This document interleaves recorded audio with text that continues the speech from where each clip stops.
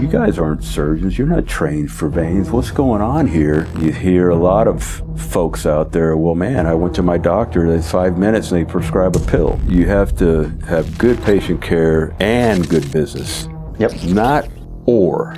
It's and. Reward and the risk don't match. So you're in there just as your noble profession trying to do your best, but when you get out of that OR and something happens and the attorney's here and the family there, doctor's fault. I believe that a lot of this whole thing in the human experience has a lot to do with mindset. Oh, for being sure. Self-aware. Have the mindset to power through, you'll grow. The money is going away from physicians to all the stakeholders, all the business people that are savvy, everyone. So we're kind of feeling a little, angry. We all get sidetracked by glitter. We don't know what we don't know.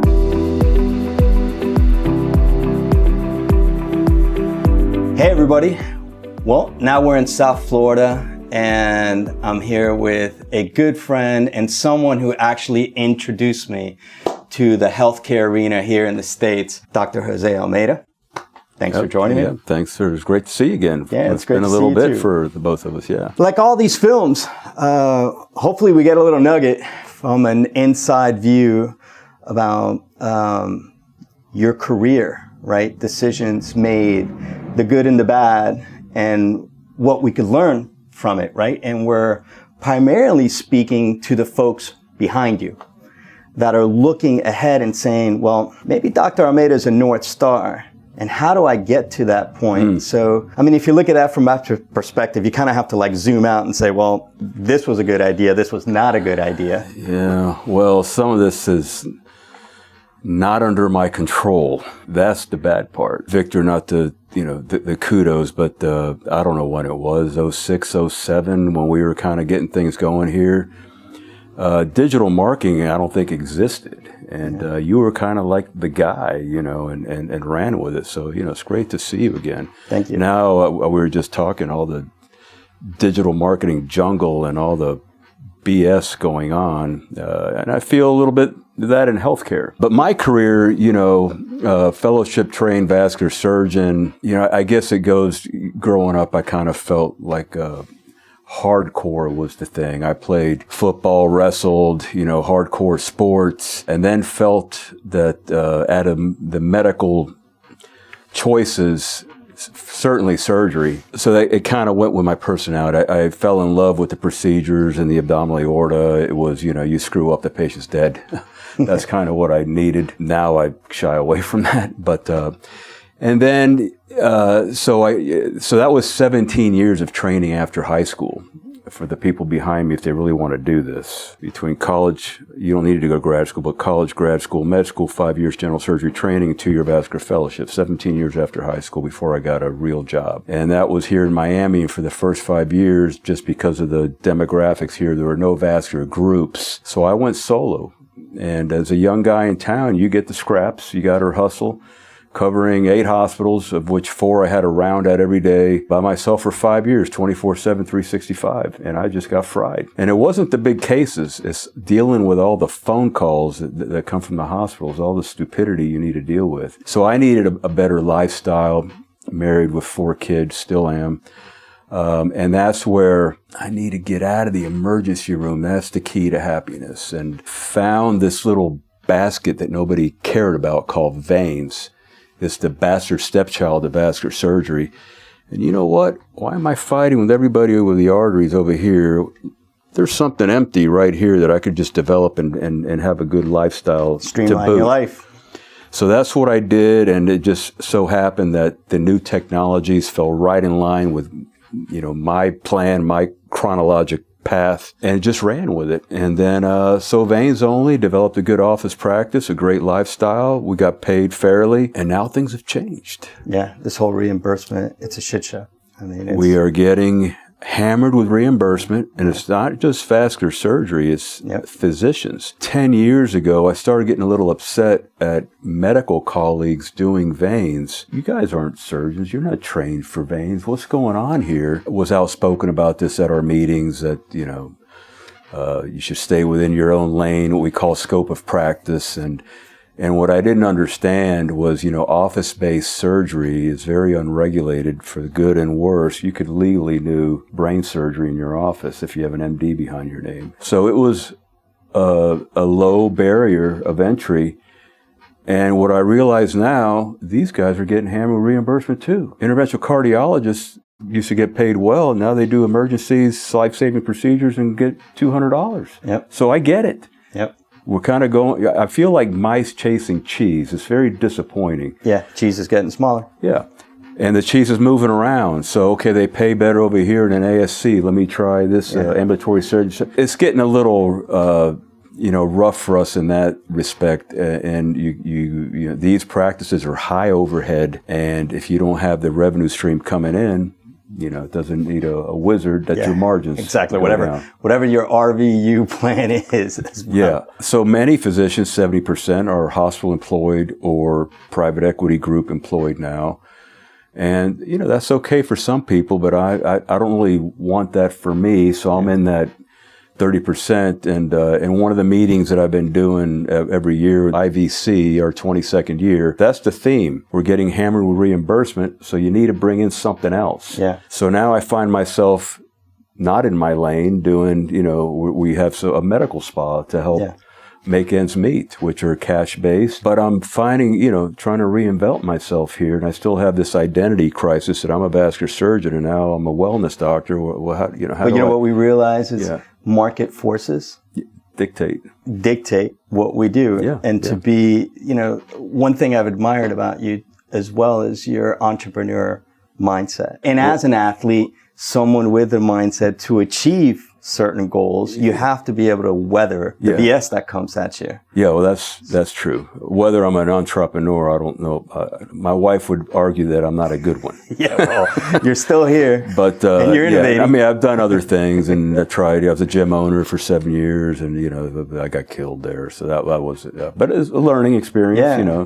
Learn from your failures. We're in a tough spot now. Physicians in general, with the way things are, the corporatization of American medicine. The money is going away from physicians to all the stakeholders, all the business people that are savvy, the government, the device companies, everyone. So we're kind of feeling a little, angry as a physician community right now. And we just got to make it through. We will, but that's, the challenging time. So you asked me the people behind me looking at this. I have a daughter in medical school, and she hears these conversations. Sounds kind of doom and gloom. There are opportunities with a medical degree. There are services out there that may not be with your primary specialty. You hear a lot of folks out there, well, man, I went to my doctor, it's 5 minutes and they prescribe a pill. Well, these primary care doctors are under these managed care plans. They got to see 60 patients in a day. That's 5 minutes each. And they don't have time to do a half hour to how to quit smoking or how to get on a better diet. You got 5 minutes. If you walk out of that office with high blood pressure and you don't get a pill, you're liable. So it's a catch-22 for us, you know. So I think the movement is, and we could get into deeper stuff that's not really that's more from my CPT codes and how they've weaponized those against us because we get paid on these little fee schedules. You can't even charge usual and customary anymore. You get paid what they pay you. Brings me to think about the model of you've got these hospital groups sucking up all the energy and we've been in the game long enough to understand it's kind of like this pendulum swing. Yeah. We're in this side of it right now where I feel like there's just too much government control of this. But then there's opportunities for innovation there. Even being in a group, you have your own contract with it, right? Yeah. How do you see it as an individual practitioner, but still wanting to go into private practice? Is there any wiggle room? How do you kind of play the chess game? You need to position yourself where you are weaning off the insurance reimbursement model and going into a cash traditional model. And that's not easy because people want their insurance to cover it. They're paying insurance. They want it to cover it. The insurances are more difficult. We have to get pre-authorization. They make up their own rules is the problem. And they're not science-based most of the time. They're to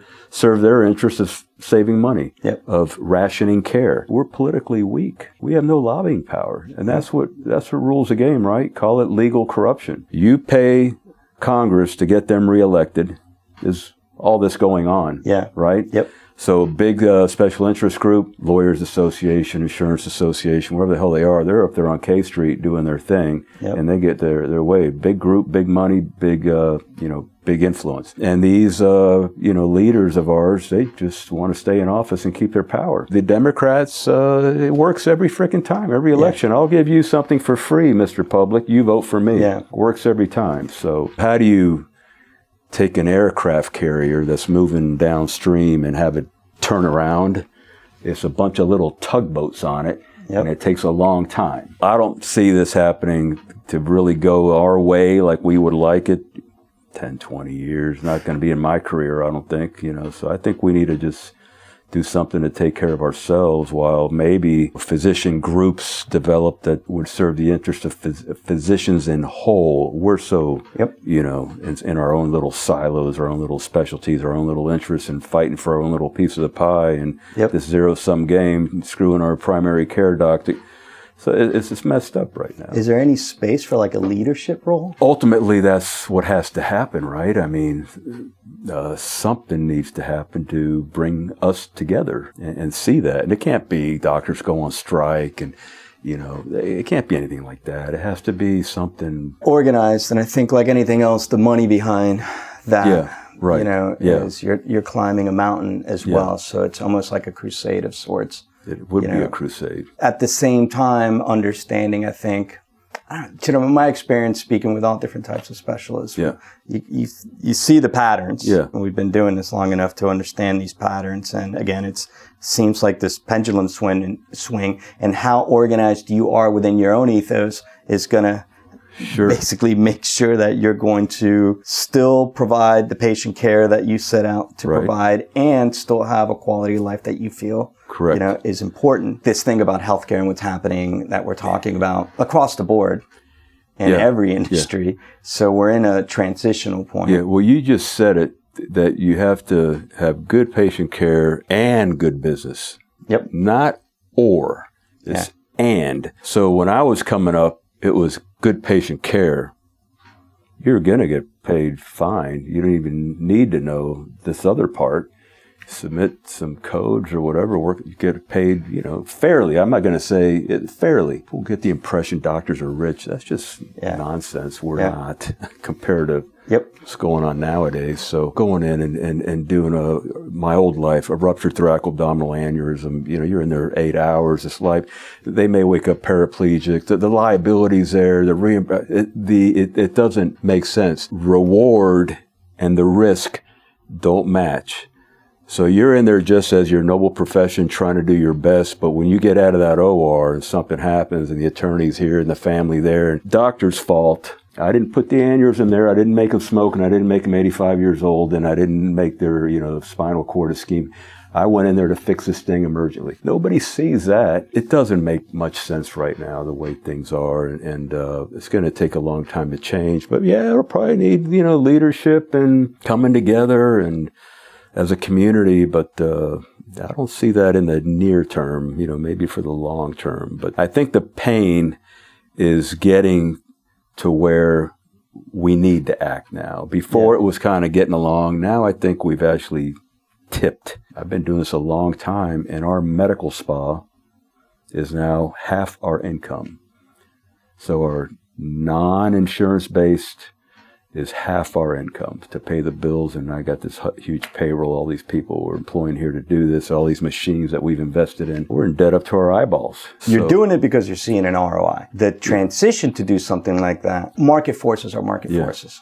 Market trends are a different thing, and the macroeconomics of it all that plays into it. Yeah. It just kind of makes me think, like, how do you build a doctor in 2024? Going to be a businessman. The way things look right now. As someone who started in marketing and working in business and healthcare, still there's no training. Zero. It's zero, right? So it's kind of like learn as you go. Yeah.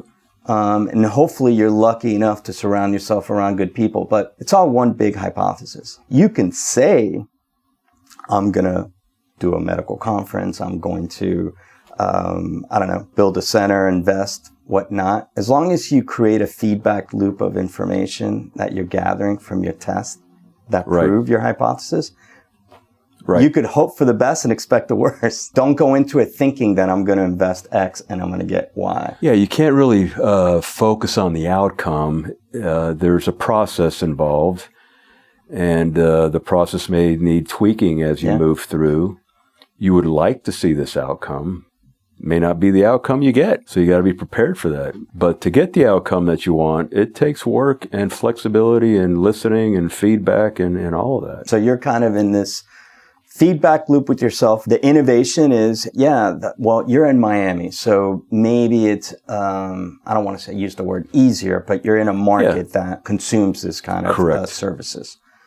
That may be different for somebody that's living somewhere the opposite of Miami. So keep that in mind. Yeah. You've got a very successful medical conference. I think you were the first non-societal venous meeting, right? Correct. In America. Yeah. 22 years? Yeah, 22 years. 22 years into this right now. What would you not do, in that experience? Well, the thing with the meeting, that there's the pre-COVID meeting and the post-COVID meeting. Post-COVID, the meeting is tough. It's not, it's about half of what it used to be. And it's also a struggle. We lost money last year. And I had to come out of my retirement. Wow.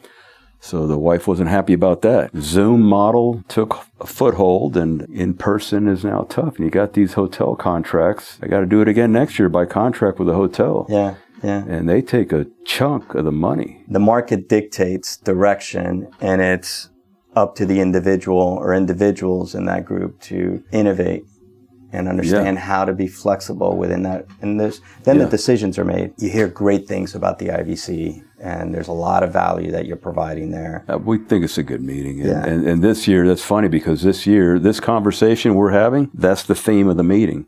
We're implementing these other non-venous services to help our colleagues, that are also struggling with low reimbursement. It's physicians in general that come to the meeting. So, everything's a challenge. And, what you learn, I'm 60 years old now. The cliche of perseverance, you learn these things by taking the challenges head on, right? Yeah.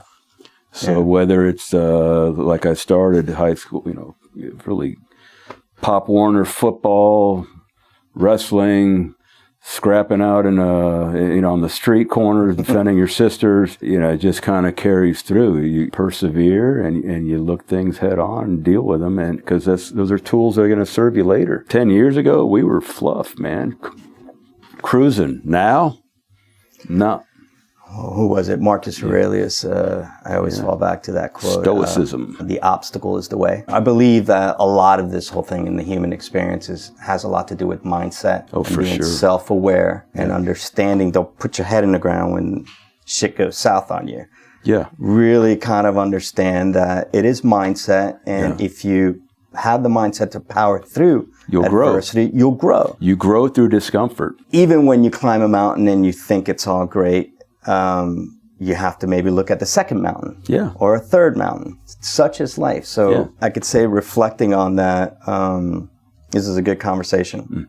Mm-hmm. It's always good to sit down with grounded folks who have a lot of responsibility that still remain nimble and still manage to grow through the process. So thank you. Appreciate it. It's great seeing you again. Yeah, it's great to see you too. And congratulations on the meeting, and see you in the future. Yeah, to you and your business. And your son, the soccer son. Got the soccer son, got the two boys, and raising kids in America. Oh, yeah. Remain nimble. We have 4. We got them all through college now. So the last one. That's it, right? Out of college. So, we got 4 through college. And, you go to a state school. No, my 4 kids had to, stick it to dad. I'll go to these big private colleges. And there's people... My colleagues that didn't have big families, they're thinking about retirement now. That's $1 million each to get them through, middle school in Miami through the, and then college. So that's probably, I don't know how much, that's a lot of money that went to these kids at the cage. It's all worth it. But, that's why my retirement fund is what retirement fund? They are your retirement fund. Exactly. I hope in the last quarter of the twilight. Retirement home. They're taking care of you like they're supposed to. Right. Yeah. But it's all good. Yeah, it's all good. And that's the only thing that matters. Health and family. At the end of the day, right? Health and family. The Health rest and is BS. family. And I think we go into this, you want to have a great life, but we're just we all get sidetracked by glitter, if I could generalize it. Materialism, and we don't know what we don't know. So that whole quote, the obstacle is the way. It's really understanding that the shit is going to hit the fan. How you respond to that is what makes you the individual. It's how you respond. And hopefully we translate that to our families. Yeah. And I hope whoever's watching this could kind of gain a nugget or two based on this conversation and stay optimistic. That's what it's about. Yeah. Life will punch you in the face. It will. So be prepared for it and accept it. Move forward. Rocky Balboa. Okay. Life's about, you get hit. Life's going to hit you hard. You just got to get up and keep moving forward. I'm going to end it with that. Yeah. Thanks, guys. Yeah. I'll see you on the next one. And thanks for sticking around. Again. All right. Yeah. Thanks. Thank you. Yeah.